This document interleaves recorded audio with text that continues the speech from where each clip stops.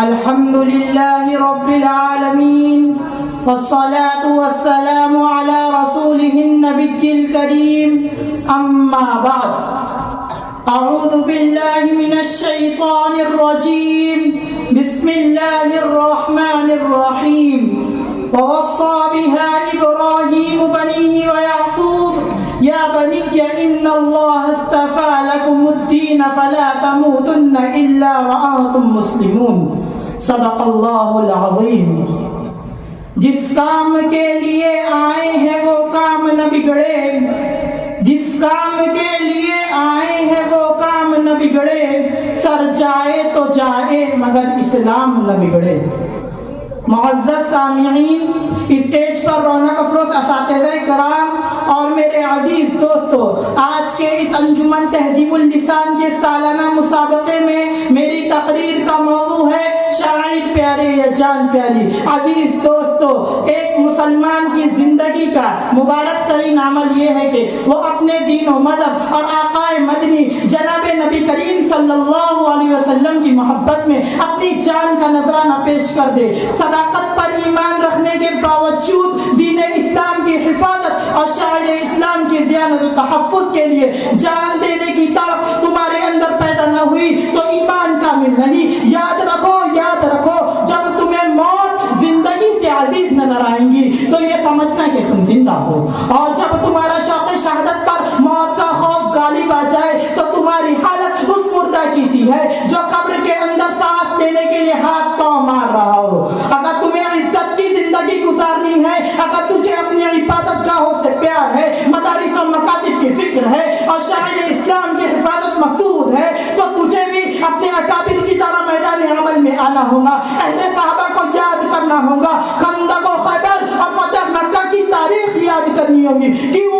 اس لیے کہ تیرے اندر آقا مدنی کی صداقت پائی جاتی ہے، فراست پائی جاتی ہے، جذبہ پایا جاتا ہے۔ تیرے اندر تو سیدنا حضرت ابوبکر صدیق رضی اللہ عنہ کی صداقت پائی جاتی ہے، تیرے اندر تو عمر فاروق رضی اللہ عنہ کی عدالت پائی جاتی ہے، تیرے اندر تو عثمان غنی رضی اللہ عنہ کی سخاوت پائی جاتی ہے، تیرے اندر تو علی رضی اللہ عنہ کی شجاعت پائی جاتی ہے، تیرے اندر تو محمد بن قاسم کی فراست پائی جاتی ہے، تیرے اندر صلاح الدین ایوبی اور محمود غزنوی جیسی جفا کشی اور پہاڑوں سے ٹکرانے والی قوت پائی جاتی ہے۔ تو وہ قوم ہے جو اپنی جان دینے کو تیار ہے، تو وہ قوم ہے جو اپنا مال دینے کو تیار ہے۔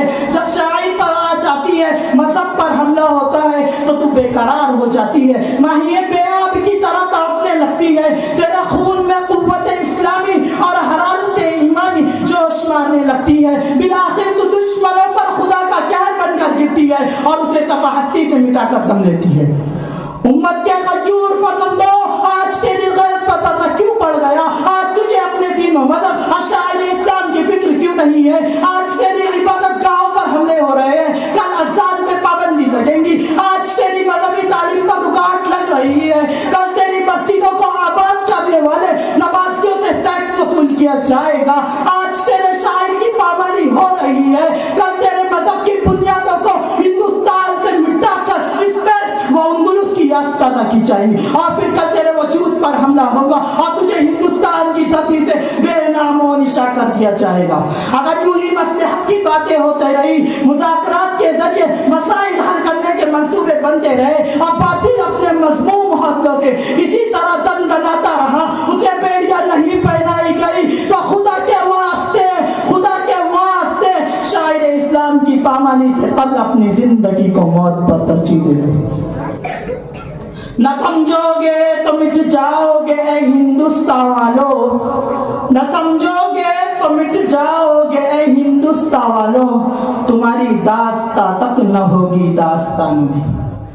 نوجوان اسلام، ان دشمنان اسلام کا عقیدہ ہے کہ اگر مسلم قوم کو ختم کیا جا سکتا ہے تو سب سے پہلے ان کی مذہبوں کو جڑ سے اکھاڑ کر پھینکنا ہوگا۔ انہیں معلوم ہے کہ مسلمان جب تک آزادی کے ساتھ اپنے مذہب کی ڈیوٹی انجام دیں گے اس وقت تک کوئی بھی سپر طاقت ان مسلمانوں کو زیر نہیں کر سکتی۔ انہیں مسلمانوں کی 313 افراد کی جماعت کا ہزاروں کے مقابلے میں لڑنا یاد ہے، انہیں مٹھی پر مسلمانوں کا یہودیوں کے مقابلے میں ڈٹ جانا یاد ہے، انہیں چند ہندی مسلمان مسلمانوں کا انگریزوں کے مقابلے میں سینہ سپر ہونا یاد ہے. انہیں معلوم ہے کہ مسلمان اپنے بازوؤں کی طاقت سے سپر طاقت کو زیر نہیں کرتے، بلکہ ان کو ایک سچے مذہب کی طاقت حاصل ہے جس کے بلبوتے پر وہ مسلمانوں کو ہندوستان سے مٹانے کے لیے اس کے مذہب پر حملہ کرنا چاہ رہے ہیں اور مذہب اسلام کی بنیادوں کو منہدم کرنے کے لیے اس کے شاعر کو مٹانے پر تلے ہوئے ہیں.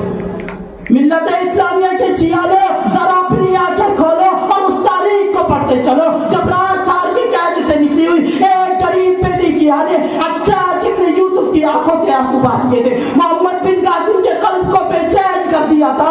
بیت المقدس سے نکلی ہوئی صدا نے صلاح الدین ایوبی پر نیند حرام کر دی تھی.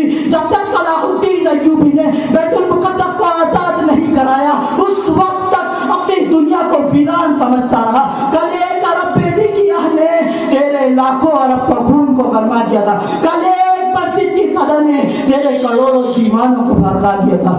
میں انہی چند باتوں پر اپنی تقریر مکمل کرتا ہوا. آخر دعواہم ان الحمد للہ رب العالمین.